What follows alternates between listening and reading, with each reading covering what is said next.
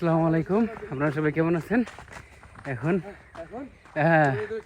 ওই একটা গরু যেটা লাইভে দেখছেন, অনেকেই দেখছেন, তো ওই গরুটারে কাটা শেষ করে এখন এই যে ফাজিল গরুটাকে নিতে আসছি।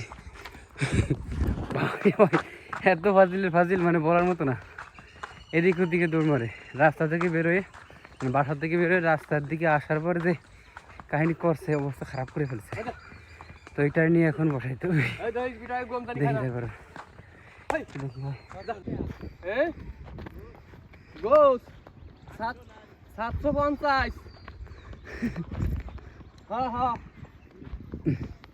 এখনই জমা দিব কাকা। তাড়াতাড়ি চলে এসো গোস্ত নিবার। সকালে একটা দিছি, সেটা শেষ হয়ে গেছে। আইডিয়া দিছিলাম একটা সকালে। শেষ সেটা। ওই এখন আছে যে গ্রামে গরুগুলো আছে না, সব আস্তে আস্তে আনবো, যা। ঠিক আছে? গ্রামে যে গরুগুলো আছে সব আস্তে আস্তে এই কয়দিনে কাটা হবে।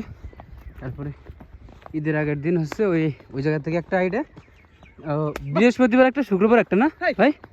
কালকে কালকে নাকি? কালকে তো শুক্রবার, কালকেটা দিব। কালকেটা দিবা? তাহলে কালকে একটা, সামনে বৃহস্পতিবার বা শুক্রবার যে কোনো একটা হবে আর কি। বাড়ি কোথায় কোথায়? ওরে বাবা, বাগান ফটো করতে যাও রে।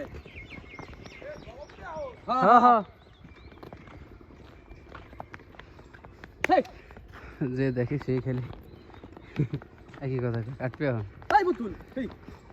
ওই যে পুতুলের মতো করবো এই কারণে। হ্যাঁ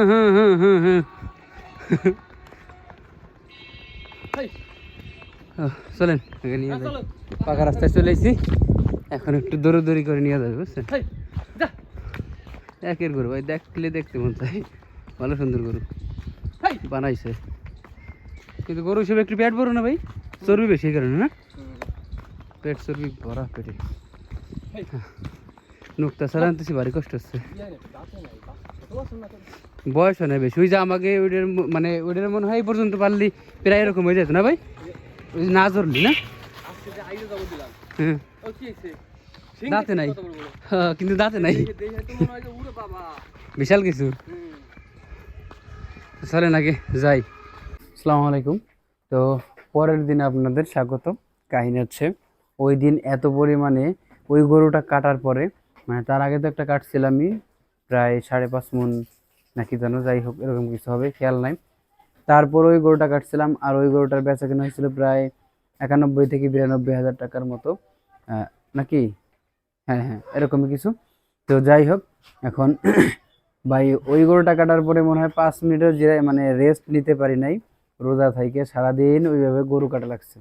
সকাল ফজরের পরে থেকে শুরু হয়েছে, আর মাগরিব না, আসরের পরে একটা কাটছিলাম। এরকম মানে ভালোই 4-5টা গরু চলছে দিন। এখনো ঈদের কিন্তু সেরকম মানে রহমতের কি বলবো, মানে লাস্টে মানে না যাদের 10 দিন আসার প্রথমেই রহমত শুরু হয়ে গেছে, এরকম একটা জিনিস। আর এখন এই দেখেন, মানে গরু আছে বাসায়, এই কয়টা গরু আছে। আর ভাই এত পরিমাণে গাদাগাদি, দেখেন এত পরিমাণে গাদাগাদি করে রাখা হয়েছে এই গরুগুলারে, মানে গরুগুলা এক কথায় মানে শান্তিতে নাই, এরকম একটা জিনিস। মানে খুব পরিমাণে চাপাচাপির ভিতরে আছে, যার কারণে গরুগুলা ঠিক মতো খাইতে পারতেছে না। আর দেখেন বারবার করে মানে ময়লা হয়ে যেতেছে। তো এখন যেভাবে আছে ঠিক আছে, এভাবেই থাকতে হবে, করার কিছুই নাই। কেননা রাখলে এরপরে বাইরে রাখতে হবে, বাইরে রাখলে তো বোঝেনি, এমনিতে মশা মাছিতে ভরে গেছে ঘর, এরকম একটা অবস্থা। তো যাই হোক, আজকে হচ্ছে 24 রোজা, ঠিক আছে? তো আর বেশি দিন নাইও, আর বেচা কেনা খুব পরিমাণে শুরু হয়ে যাবে। এই কারণে এই জায়গা থেকে আস্তে আস্তে গরু খালি করে, এই জায়গায় প্রায় 10-12টা গরু আছে, দেখছেন কতগুলো।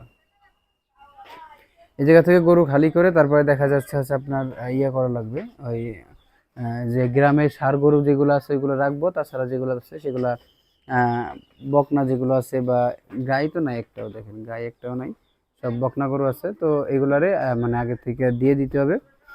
ঈদের পরে সব ষাঁড় গরুগুলো রাখা হবে, যাতে করে অর্ডার ধরা যায়, মানে যে বিয়ে শাদীর অর্ডার হবে ঈদের পরে অনেক, তো সেই অর্ডারগুলো ধরতে হবে। যাই হোক, এই হচ্ছে কিছু কাহিনী আজকের মতো এই পর্যন্ত। সবাই ভালো থাকবেন, আর যদি কারো কোনো কিছু জানার থাকে অবশ্যই কমেন্ট বক্সে জানাতে ভুলবেন না। কমেন্ট বক্স, এত বড় কমেন্ট বক্স ফাঁকা রয়েছে, যত ইচ্ছা লেখেন, সমস্যা নাই। তো যে কোনো কমেন্ট করবেন, ইনশাল্লাহ তাড়াতাড়ি মানে রেসপন্স করার চেষ্টা করি। তো যত ইচ্ছা কমেন্ট করেন, সমস্যা নাই।